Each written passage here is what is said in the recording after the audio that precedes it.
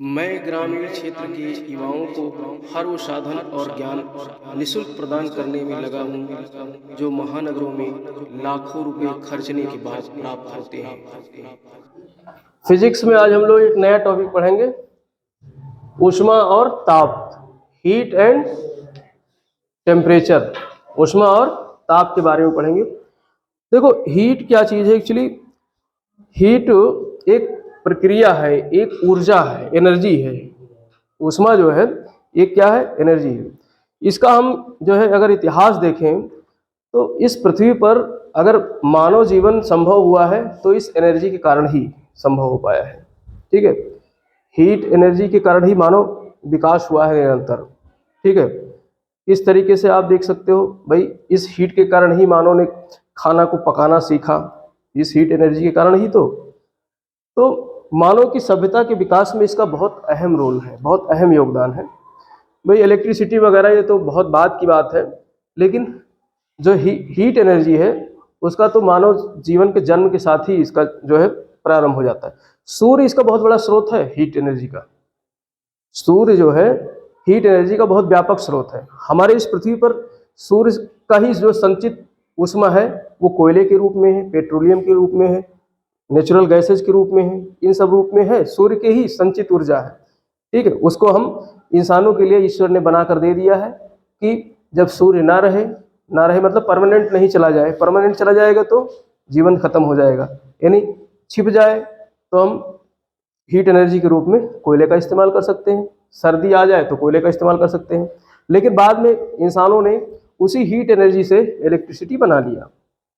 देख रहे हो कैसे जो है ऊर्जा का रूपांतरण हो रहा है। इसी हीट एनर्जी को ही इलेक्ट्रिक एनर्जी में कन्वर्ट कर दिया इंसान। इतना चालाक, इतना चतुर, बुद्धिमान प्राणी होता है इंसान। तो सब कुछ सीखता जाता है प्रकृति से ही। तो यहाँ पर हम लोग जो है हीट के बारे में पढ़ेंगे कि ऊष्मा है क्या। एक्चुअली ऊष्मा, जैसा कि मैंने बताया, एक एनर्जी है, एक ऊर्जा है। अब ये जो है इसका सीधा संबंध ताप से होता है। हीट का सीधा संबंध किससे होता है? ताप से होता है। और ताप हम कैसे निर्धारित कर सकते हैं? जब उसके सामने जो है दूसरी वस्तु हो, अर्थात तुलना करके। ये तुलनात्मक मान है। ताप क्या है? दो ऑब्जेक्ट के बीच में तुलनात्मक मान है। मान लो हमारे शरीर का जो है एक हिस्सा गर्म है और एक हिस्सा थोड़ा सा ठंडा है, तभी तो कहेंगे ये वाला हिस्सा गर्म है, ये वाला ठंडा है। तुलना करके ही तो कह सकते हैं।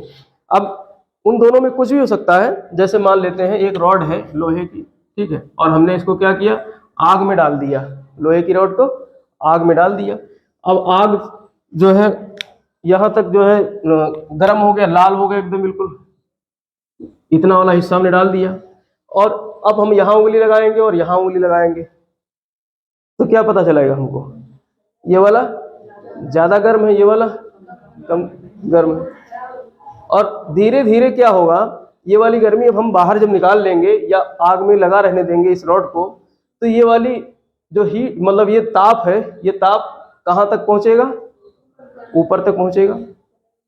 तो ये मतलब ताप की जो ताप एनर्जी है वो क्या होगा?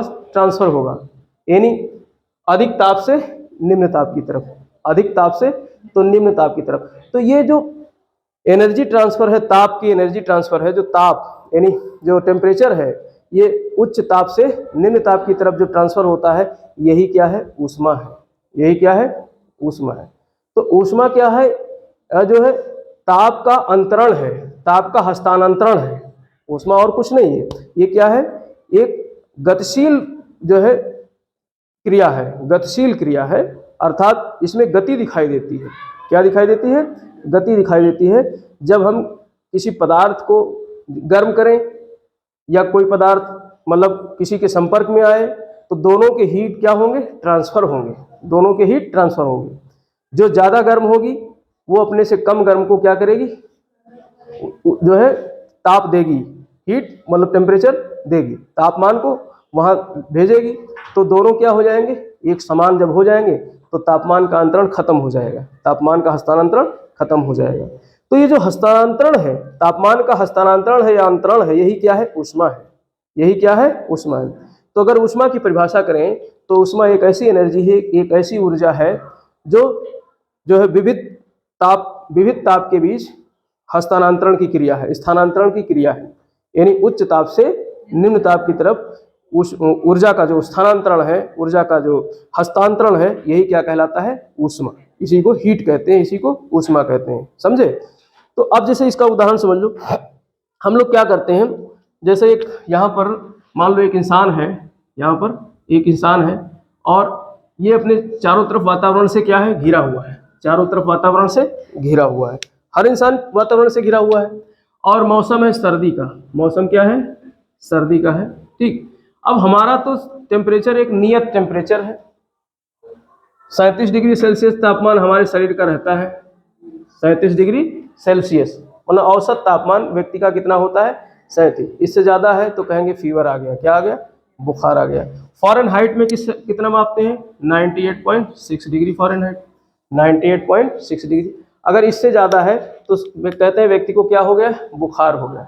और सर्दी के मौसम में हमारा जो सराउंडिंग है, हमारा जो वायुमंडल है, वातावरण है आसपास का, वो क्या होता है? कम, मतलब इसकी अपेक्षा जो है ठंडा होता है। मान लो 20 डिग्री सेल्सियस तापमान है, शरीर का तापमान 37 डिग्री सेल्सियस और बाहर का तापमान 20 डिग्री। तो हमारे वातावरण का तापमान हमारे शरीर से क्या है? कम है, हमारे शरीर से कम है। तो अब हमारे शरीर की जो हीट है, जो तापमान है, वो क्या होगा? वातावरण में जाएगा, बाहर जाएगा, तो हमें क्या लगेगी? ठंडी लगेगी, क्योंकि हमारे शरीर का ताप बाहर निकल रहा है, तो हमें ठंडी लगेगी। तो इसको रोकने के लिए हम क्या करते हैं? स्वेटर पहनते हैं। इसको रोकने के लिए हम क्या करते हैं? स्वेटर पहनते हैं, जिससे कि हमारे शरीर की जो 37 डिग्री का तापमान है वो मेंटेन रहे, वो मेंटेन रहे, बना रहे, जिससे कि हम मतलब गर्म महसूस करें। हम लोग ये सोचते हैं स्वेटर इसलिए पहनते हैं कि हवा ना लगे, ठंडी ना लगे, लेकिन यहाँ तो उल्टा है। यहाँ उल्टा ये है कि ये तो भौतिक नियम है। मैंने बताया ना कि मतलब एनर्जी ट्रांसफर हो रही है अधिक मतलब ताप से कम ताप की तरफ। इंसान का ताप यहाँ पर ज़्यादा है और सराउंडिंग का यानी कि उसके वातावरण का तापमान कम है, तो वातावरण को हमारा शरीर क्या करेगा? गर्म करेगा। अगर हम शरीर पर कोई मोटे कपड़े नहीं पहनेंगे, वूलन कपड़े नहीं पहनेंगे, वूलन कपड़ा क्या करता है? उसमें जो है ऐसे धागे होते हैं, ऐसे मतलब रेशे होते हैं, तो वो रेशे क्या करते हैं? एनर्जी को एब्जॉर्ब कर लेते हैं। जैसे ऊन है, ऊन क्या करता है? एनर्जी को, ताप को एब्जॉर्ब कर लेता है, एब्जॉर्ब करके फिर मेंटेन रखेगा, आपके शरीर के तापमान को स्थिर रखता है। तो इसलिए हम लोग स्वेटर है, कंबल है, इसका इस्तेमाल करते हैं, न कि बाहर से जो है ठंडी हवा आए उससे रोकने के लिए। मेन मकसद तो यही है ना, शरीर के उच्च ताप को वायुमंडल के निम्न ताप की ओर जाने से रोकना, जब ही हम सर्दी से बच सकते हैं। तो यही प्रक्रिया क्या कहलाती है? जो है हीट कहलाती है, ऊष्मा कहलाती है। कौन सी प्रक्रिया? हमारे शरीर का जो तापमान है वो हमारे वायुमंडल की तरफ, हमारे वातावरण की तरफ ट्रांसफर हो रहा है, वो उसका अंतरण हो रहा है। तो इस प्रक्रिया को क्या कहते हैं? ऊष्मा कहते हैं, हीट कहते हैं।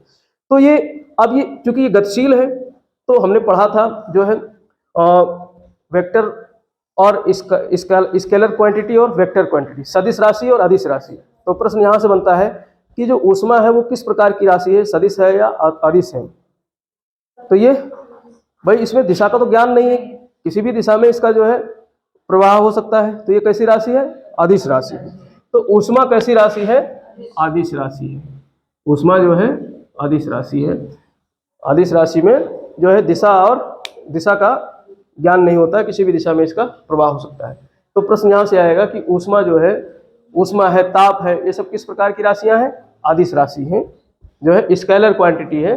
ठीक है, तो ऊष्मा को समझे। ऊष्मा क्या है कि अधिक ताप से कम ताप की तरफ यानी निम्न ताप की तरफ हो जो है हीट का मतलब वो ताप का स्थानांतरण ही क्या कहलाता है? ऊष्मा कहलाता है। तो ये जो है ऊष्मा एक जो है अदिश राशि है और एक प्रकार की एनर्जी है। हीट जो है एक प्रकार की क्या है? एनर्जी। इसको मापने के दो पैमाने हैं। इसको कैसे मापा जाता है? तो जूल से भी मापा जाता है, जो एसआई यूनिट है, जूल से भी मापा जाता है, और कैलोरी से भी मापा जाता है। कैलोरी से भी मापा जाता है। तो याद रखना कि ऊष्मा के माप की इकाई क्या है? जूल भी है और कैलोरी भी है। ठीक, सीजीएस प्रणाली में हम कैलोरी में मापते हैं, सीजीएस प्रणाली ये हमने पढ़ा दिया है, और एसआई प्रणाली में हम जूल में मापते हैं। और प्रश्न यहाँ से आता है, एक कैलोरी बराबर कितना जूल होता है?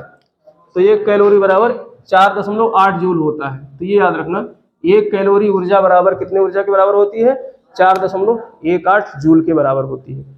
ठीक है, अर्थात कैलोरी जो है वो एक मतलब बड़ी क्वांटिटी है, जब 4.18 जूल होगा तब एक कैलोरी बनेगा। तो जो है ये सीजीएस प्रणाली है और ये एसआई प्रणाली है इसको मापने का।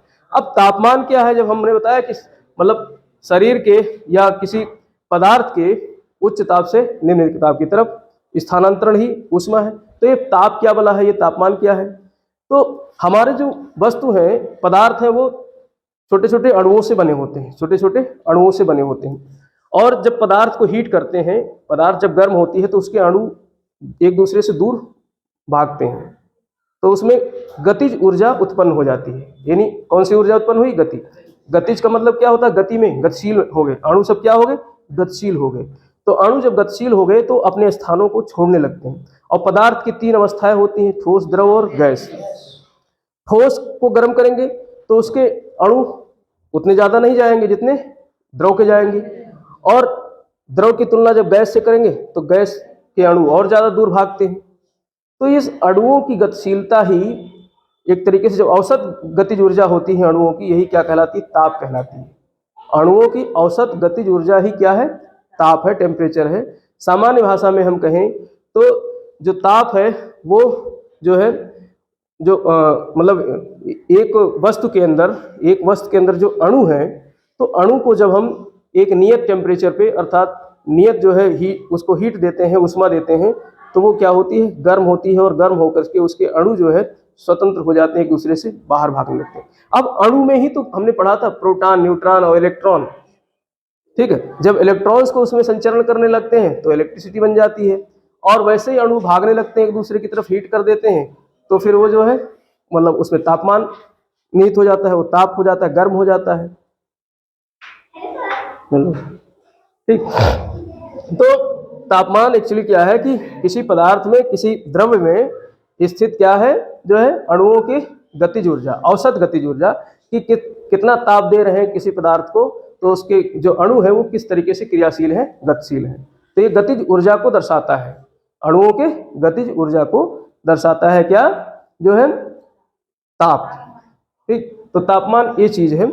और इसको मापने की जो इकाई है वो वैसे कई इसके यूनिट है मापने के, कई तरीके से इसको मापा जाता है, लेकिन यहाँ पर 3 मुख्य यूनिट हम लोग जानते हैं। सेल्सियस में मापते हैं, फ़ारेनहाइट में मापते हैं और केल्विन में मापते हैं। ठीक है, र्यूमर में भी मापते हैं, कई यूनिट हैं, लेकिन 3 मुख्य यूनिट है, कौन से, सेल्सियस, फ़ारेनहाइट और केल्विन। और मापते हैं तो उसको क्या कहते हैं, थर्मामीटर। तापमान को किससे मापते हैं, थर्मामीटर से मापते हैं। ठीक है, जब बॉडी का टेम्परेचर मापते हैं तो इसको कहते हैं डॉक्टर्स थर्मामीटर। तो क्या कहते हैं, डॉक्टर्स थर्मामीटर। तो थर्मामीटर कई तरीके के होते हैं। अगर इस कमरे का टेम्परेचर मापना है तो मतलब उसके लिए जो है अलग से थर्मामीटर आता है, लेकिन सबका कार्य क्या होता है, बॉडी का टेम्परेचर लेना, बॉडी का टेम्परेचर मापना। कि बॉडी मतलब शरीर भी हो सकता है, कमरा भी एक बॉडी है। ठीक है, कोई भी बॉडी हो सकती है, XYZ। तो उस बॉडी का टेम्परेचर मापने के लिए हम क्या इस्तेमाल करते हैं, तापमापी, या अंग्रेजी में कहते हैं थर्मामीटर। तो थर्मामीटर में सेल्सियस में या फ़ारेनहाइट में जो है या केल्विन में उसका रिकॉर्ड किया जाता है, पढ़ा जाता है। सेल्सियस में जो है, जो इसकी न्यूनतम बिंदु होती है उसको 0 डिग्री माना जाता है। सेल्सियस में न्यूनतम डिग्री क्या माना जाता है, 0, और अधिकतम मान क्या माना जाता है, 100 जो एक उच्चतम मान है। अधिकतम तो नहीं कहेंगे, लेकिन उच्चतम मान है, उससे अधिक भी जा सकता है, लेकिन एक उच्चतम मान जो थर्मामीटर में बनाया जाता है वो 100 तक बनाया जाता है, 100 डिग्री सेल्सियस और 0 डिग्री सेल्सियस। ठीक, तो अब ये जो निम्नतम मान है जो 0 डिग्री सेल्सियस है, अर्थात यहाँ पर टेम्परेचर इतना अगर पहुंच गया तो पानी किस में बदलने लगेगा, बर्फ में बदलने लगेगा। तो बर्फ को हिम भी कहते हैं, बर्फ को क्या कहते हैं, हिम भी कहते हैं। और 0 डिग्री एक बिंदु है, 0 डिग्री एक पॉइंट हो गया, क्योंकि इस पॉइंट पे टेम्परेचर जाकर के पानी क्या बनेगा, बर्फ बनेगा। तो इसीलिए इसको कहते हैं हिमांक बिंदु। कौन सा बिंदु कहते हैं, हिमांक बिंदु, या आइस पॉइंट कहते हैं, आइस पॉइंट या हिमांक बिंदु। सेल्सियस में 0 डिग्री सेल्सियस को क्या कहा जाता है, हिमांक बिंदु। अर्थात पानी किस में कन्वर्ट होने लगेगा, बर्फ में कन्वर्ट होने लगेगा, बर्फ में बदलने लगेगा, तो इसको हिमांक बिंदु कहते हैं।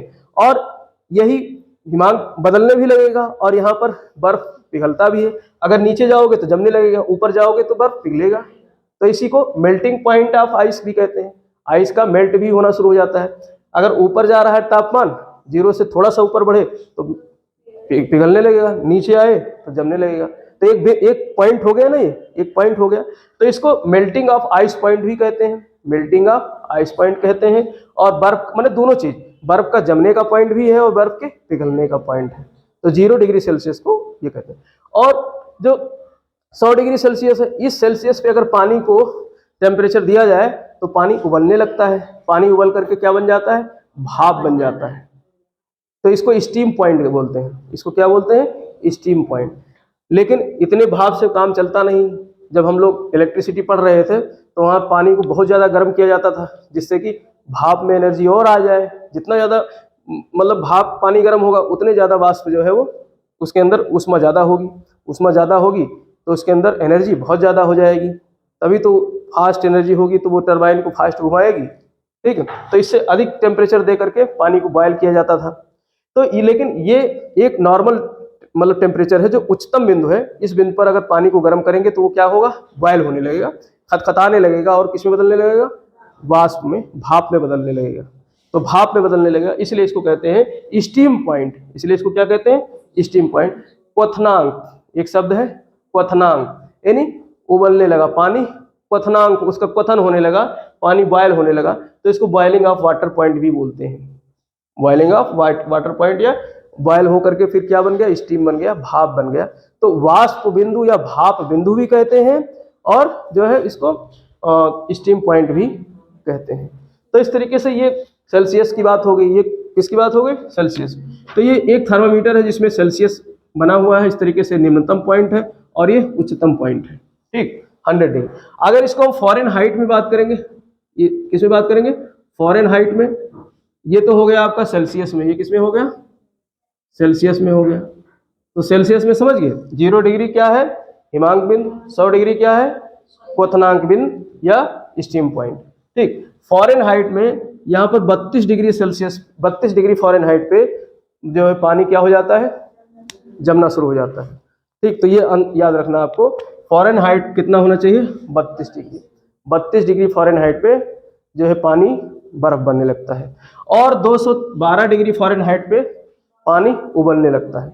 अगर फॉरेन हाइट के थर्मामीटर से हम माप रहे हैं तो 212 के पॉइंट पर होगा तो पानी उबलेगा और स्टीम बनेगा, भाप बनेगा। ठीक, और 32 डिग्री फॉरेन हाइट पे पानी जमेगा। तो ये इस पर हो गया। और केल्विन एक जो है अजब ही दुनिया है। केल्विन की एक दुनिया अजब ही है। केल्विन में जो है 273 डिग्री केल्विन, 273 डिग्री केल्विन पे क्या होता है? पानी बर्फ बन जाता है और 373 पे उबलता है। तो ये पॉइंट याद रखना, कहीं कहीं मिलेगा। हाँ, ये राउंड फिगर में मैंने लिखा है, लेकिन वैसे 273.15 केल्विन होता है और 373.15 केल्विन, लेकिन राउंड फिगर में आप याद रखो, इतना ज़्यादा वो नहीं। ठीक, तो 273 केल्विन ये जो है पानी, इस पे क्या होता है? बर्फ बन जाता है और 373 केल्विन पे पानी उबलने लगता है। तो केल्विन भी मापने का एक पैमाना है। ठीक है, अब अगर इसके नीचे हम कहाँ तक पानी को ठंडा कर सकते हैं, इसके नीचे हम कहाँ तक पानी को ठंडा कर सकते हैं, तो एक निश्चित तापमान है। तो 0 डिग्री केल्विन तक हम पानी को क्या कर सकते हैं? ठंडा कर सकते हैं। उसके नीचे हम पानी ठंडा नहीं कर सकते हैं, उसके नीचे हम पानी ठंडा नहीं कर सकते हैं। तो 0 डिग्री, जब पानी उससे नीचे ठंडा ही नहीं होगा तो उसको कहा गया परम शून्य ताप। उसको क्या कहा गया है? परम शून्य ताप, यानी एब्सोल्यूट जीरो टेम्परेचर, यानी उससे नीचे पानी अब ठंडा नहीं होगा। गर्म करने के लिए तो कितना भी टेम्परेचर दे दो भाई, सूर्य का उठा लो टेम्परेचर जो लाखों डिग्री सेल्सियस है, अनंत है। ठीक है, और लेकिन ठंडा होने का एक निश्चित पॉइंट है। तो केल्विन में उसको कहते हैं 0 डिग्री, 0 केल्विन। केल्विन में क्या कहते हैं? 0 केल्विन। तो 0 केल्विन को कहते हैं परम शून्य तापमान। परम शून्य तापमान अर्थात उससे नीचे अब टेम्परेचर नहीं लाया जा सकता है, इसीलिए उसको कहा जाता है परम शून्य तापमान। फॉरेन हाइट में -460 डिग्री फॉरेन हाइट होता है। फॉरेन हाइट में -460 डिग्री। वैसे ये जो है लगभग इतना है, -459.58 वोट है, इस तरीके से है। ठीक है, लेकिन राउंड फिगर में हम 460, तो ये माइनस में इतना माइनस फॉरेन हाइट होगा तो उससे नीचे अब टेम्परेचर नहीं ले जाया जा सकता है। और अगर सेल्सियस की बात करें तो जो इसका केल्विन का तापमान था, केल्विन का तापमान जो 273 था, जिसपे पानी क्या होता है, बर्फ जमने लगता है, तो उतना ही घटा दो, उतना ही माइनस कर दो, तो -273 डिग्री सेल्सियस टेम्परेचर क्या होता है, वो परम ताप होता है। वो क्या होता है, परम ताप। तो यहाँ भी सेल्सियस डिग्री लगा सकते हो, यहाँ भी डिग्री लगा सकते हो। तो 273 डिग्री सेल्सियस माइनस में -273 डिग्री सेल्सियस क्या कहलाता है, परम शून्य ताप। यानी इससे नीचे टेम्परेचर नहीं ले जाया सकता है। इस पृथ्वी पर तो संभव ही नहीं है इससे नीचे ले जाना, और कहीं हो सकता है दूसरे ग्रह पे हो, तो ये ध्यान रखना। इसीलिए इसको कहा जाता है परम शून्य ताप। इसीलिए इसको क्या कहा जाता है, परम शून्य ताप, -273 डिग्री सेल्सियस। और हीट की तो कोई सीमा नहीं है, ठीक है, अनंत। तो इसलिए जो है ये इसको 3 स्केल के माध्यम। अब कभी कभी प्रश्न पूछा जाता है कि कन्वर्जन करने के लिए, अगर सेल्सियस में टेम्परेचर दिया है तो उसको केल्विन में कैसे कन्वर्ट करेंगे, ठीक है, और उसको फ़ारेनहाइट में कैसे कन्वर्ट करेंगे। तो इसके लिए हमने एक जो है टेबल बनाया है, सेल्सियस, फ़ारेनहाइट और केल्विन। अब इसको मान लो सेल्सियस को हमें बदलना है केल्विन में। किस में बदलना है, केल्विन में। सेल्सियस तो दिया रहेगा, सेल्सियस का मान दिया रहेगा, और उसे केल्विन में बदलना है। तो सेल्सियस का जो मान दिया है उसमें 273 जोड़ देंगे। 273 अगर पॉइंट में आ रहा है तो अर्थात वहाँ 273.15 जोड़ा गया है, तो 273.15 जोड़ देंगे किसमें, सेल्सियस में। तो हमको क्या मिल जाएगा, केल्विन मिल जाएगा। हमको टेम्परेचर क्या मिल जाएगा, केल्विन में। अब उदाहरण देख लो, जैसे सेल्सियस में दिया है, मान लो 40 डिग्री सेल्सियस टेम्परेचर दिया है, 40 डिग्री। अब इसको हमको किस में बदलना है, केल्विन में। तो केल्विन में बदलना है। केल्विन इसके जीरो, ये जीरो है, और केल्विन के जीरो पे कितना होता है, मतलब 0 डिग्री सेल्सियस पे केल्विन कितना है, 273। यानी 273 ये जो है आगे बढ़ा हुआ है, तो इसको कन्वर्ट करना है किसमें, सेल्सियस में ले जाना है। और सेल्सियस अगर 0 होता तब तो 273 ही होता, लेकिन 40 है, तो 40 मान इसमें क्या कर देंगे, जोड़ देंगे। 40 मान जोड़ देंगे तो कहेंगे कि जो 40 मान 273 में जोड़ा तो हमको कितना मिला, 7 3 10 11, और ये हो गया 3, और ये 313 केल्विन हो गया। यानी 40 डिग्री तापमान अगर होगा किसी वस्तु का, तो केल्विन में कितना होगा, वो 313 होगा, ठीक। तो ये कन्वर्ट कर सकते हो। इसी प्रकार से सेल्सियस को फ़ारेनहाइट में कन्वर्ट करना है, तो सेल्सियस दिया रहेगा और उसको हम 9/5 से गुणा करेंगे और +32 जोड़ देंगे, क्योंकि इसका 0 डिग्री, इसका क्या है 32 है, तो 32 जोड़ेंगे उसमें ना, तभी तो उसके बराबर पहुंचेगा। तो अब इसको निकालने के लिए, जैसे मान लो ये 40 ही दिया है, सेल्सियस कितना दिया है 40, तो 40 गुणे 9/5 यही तो होगा, चाहे इसको ब्रैकेट के अंदर लिखो, ठीक। अब इसको काट देंगे, 5 8 40, और 8 और 9 गुणे आए, 8 और 9 गुणे आए, तो 8 9 कितना हो जाएगा 72, और 72 में कितना जोड़ना है 32, कितना आ जाएगा 2 2 4 7 3 10 104, 104। और मैंने बताया था कि व्यक्ति का औसत तापमान कितना होता है 37 डिग्री सेल्सियस। अब अगर डॉक्टर ने बताया 104 डिग्री टेम्परेचर है इस आदमी को, तो क्या हो गया, बुखार हो गया, फीवर हो गया। 40 डिग्री सेल्सियस तापमान बहुत ज़्यादा हो जाता है, आदमी तो ऊपर प्यारा हो जाएगा। थोड़ा बहुत आगे पीछे हो सकता है, थोड़ा बहुत 37 की जगह 36 हो सकता है, 37.5 हो सकता है।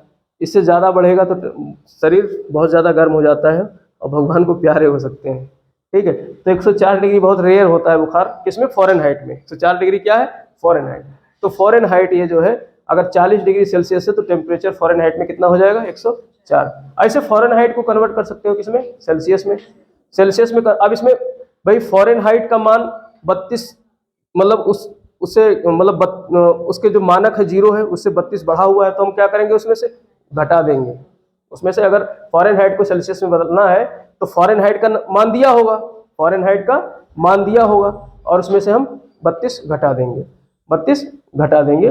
जैसे यहाँ मान दिया है, मान लो 41, कितना दिया है 41 फ़ारेनहाइट, तो 32 में से 41 घटाएंगे तो कितना हो जाएगा 9 हो जाएगा, और 9 से 9 को काट देंगे तो 1 आएगा, और 5 गुणे 1 5, तो 5 डिग्री क्या हो गया, सेल्सियस हो गया, 5 डिग्री सेल्सियस हो गया। और फ़ारेनहाइट कितना था 41 फ़ारेनहाइट। भाई अब यहाँ सीधे निकाल लो, 0 पे 32 है तो ऊपर बढ़ेंगे 5, तो यहाँ कितना आएगा 41 आएगा। तो इस तरीके से हम कन्वर्ट कर सकते हैं। बस ये थोड़ा सा आपको समझना है, याद रखना है। कुछ प्रश्न यहाँ से आ जाते हैं कन्वर्ट करने के लिए, तो फार्मूला आप बेसिकली याद रखना है।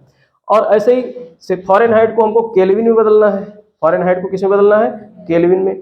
तो फ़ारेनहाइट से 32 को तो घटा देंगे, 32 को क्या कर देंगे? घटा देंगे। और वही 5/9 से इसको गुणा कर देंगे और जितना आएगा उतने मान को हम 273 से जोड़ देंगे, 273 उसमें जोड़ देंगे। ऐसे केल्विन, ये तो बहुत सरल है। अगर केल्विन को सेल्सियस में कन्वर्ट करना है तो केल्विन में से 273 घटा देंगे, केल्विन में से 273 घटा देंगे। और यहाँ 273 घटा करके अगर फ़ारेनहाइट में कन्वर्ट करना है तो यही फार्मूला लगाएंगे। ये वाला कहाँ गया? ये वाला फार्मूला, ये वाला फार्मूला। बस इसके आगे हम सी की जगह के लिख देंगे, ये वाला केल्विन वाला उठा करके रख देंगे और ये फार्मूला इतना यहाँ रख देंगे। तो इस तरीके से ये फार्मूला है, आप इसको चार्ट बना करके और प्रैक्टिस करो कि किस तरीके से निकाला जाता है। तो ये निकालने के लिए जो है आपको परीक्षा में पूछे जाते हैं, किसी भी परीक्षा में, एसएससी की परीक्षा में या कोई भी परीक्षा होती है पीसीएस वगैरह की, सिविल वगैरह की, तो उसमें आ जाता है, एक प्रश्न आ जाता है कि आप फ़ारेनहाइट का मान दिया रहेगा और कहेगा सेल्सियस में बदलिए। ठीक है, तो इसको प्रैक्टिस करोगे तो ये आ जाएगा। 2-3 बार आप इस फार्मूले को जो है बनाओगे, लिखोगे तो तैयार हो जाएगा। तो इस तरीके से ये जो है हमने यहाँ ऊष्मा और ताप के बारे में अध्ययन किया। ठीक है, तो ऊष्मा एक्चुअली क्या है? ये जो है एक ऊर्जा है जो उच्च ताप से निम्न की ताप की तरफ ट्रांसफ़र होती है, माइग्रेट होती है। ठीक है, जो हमको वास्तव में दिखाई नहीं देती है, लेकिन उसको छूते हैं तो महसूस होता है। छुएंगे तभी तो महसूस होगा। ठीक, पता चले मतलब 100 डिग्री टेम्परेचर पे जो है पानी गर्म रखा है, उंगली डाल दिए खचाक से तो उंगली फचाक हो जाएगी।